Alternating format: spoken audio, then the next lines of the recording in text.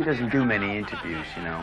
It's not really, it's not his cup of tea, but we'll see what we can do. Maybe I can get him. Hey, Rich, are you around?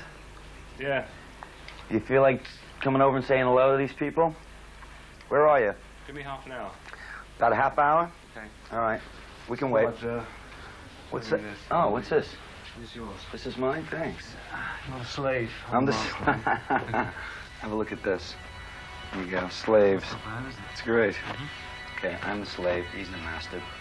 I had classical training for 1 year when I was 11, and I kind of studied Bach and all that stuff. And that's still there, a little bit. I don't like to get into it too much. It's a whole different way of playing. It's finger style. And I don't play very much of that. I keep it to the plectrum style. I keep just inflections of classical music rather than really kind of hardcore classical. I started a long time ago. I've been playing the guitar for about 30 years, really. My best memories would be, I think, hearing about that I might be playing with Joe one day. So I kind of practiced and practiced, thinking before I would ask him, you know, should I play with him? But my first memories, my fondest memories might have been in '65 when I used to play in a band called the Three Musketeers in Germany.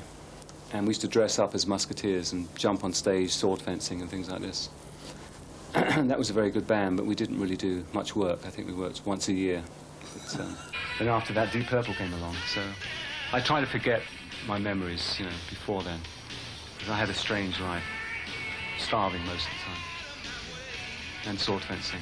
In 1968, when we started playing, we were copying Vanilla Fudge. I don't know if you know the band. They were from Long Island. And that was the type of music we wanted to play. Heavy organ, Hendrix type of music. And funnily enough, they liked us. They thought that we were kind of innovators, and we were just copying them.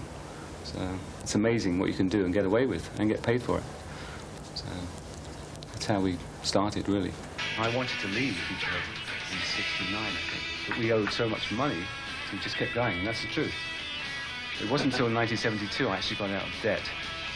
And so I just stayed around. I thought, what's the point in getting into some other debt with another band? That happens to most bands, too. Right. They stay around so that they can make money, I suppose. And that's why I kept going. And that was it. Hello, I'm Joe Lynn Turner. And I'm Ritchie Blackmore of Deep Purple. We'd just like to say that we don't know what we're here for. But I think there's something in the works, and maybe it's a video or something, Rich? Could be a video, yes. And, what's it called? It's from the album Slaves and Masters, and it's called... Was it Masters and Slaves? No, that would be degrading. This was a fine line between clever and stupid, really. Okay, right. So anyway, it's from the album Slaves and Masters. It's S&M tour. We're going to be out on Deep Purple's S&M tour. And I think it's called...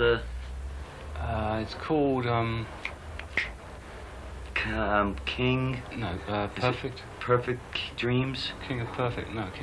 Dreams of Kings? King of Dreams. That's it, King of King Dreams. of Dreams. King of Dreams, that's And a good title, actually. It is. We should write a song like that. That's good, Okay. I like that. Well, here it comes. Let's write it. You'll see the video before Okay. the song is written. So. Yeah, very good. Okay. I'd like to see that. Enjoy it. It's a film.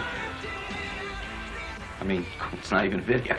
It's a 5.5-minute mini movie. It's got stunts, it's got love, it's got action, it's got sex, it's got music. It's a movie.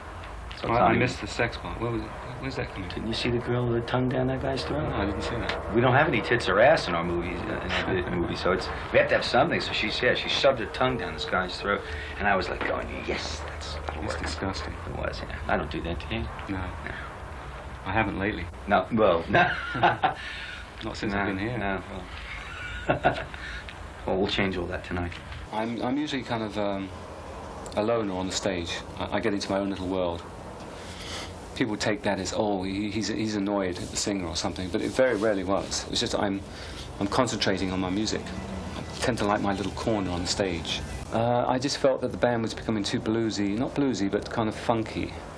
And I don't like funky soul music. I like blues, I like classical music, hard rock, medieval rock, but I don't like that funky blues. And that's when I said, I'm off. I always get tired of things, so I want to move on. It's usually in 7-year periods. Maybe in 7 years, I'll forget this and do something else.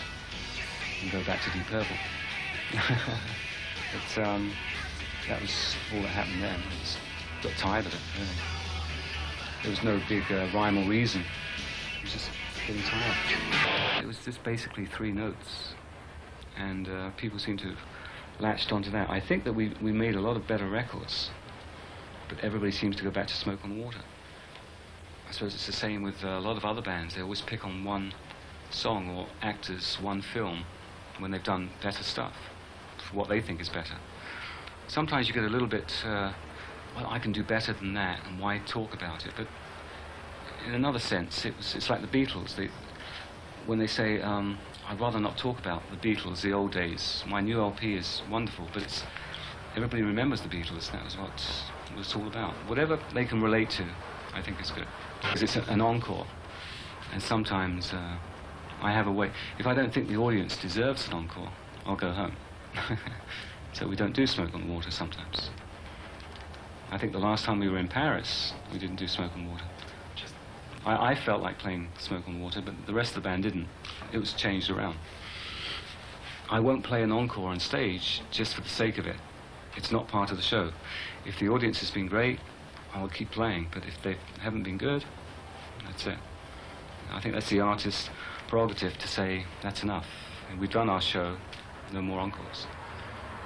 Not that you have to keep going, oh, we have 3 encores we must do every night. I think that's wrong. I think you always go forward. People say, well, what direction are you going in? You always go forward. You're never really in a rut, and I practice quite a lot. So I know I'm going forward. I might not be playing scintillating solos, but I'm playing to the best of my ability. And it's pleasing to me, which is the main thing. And I hope other people catch on to that.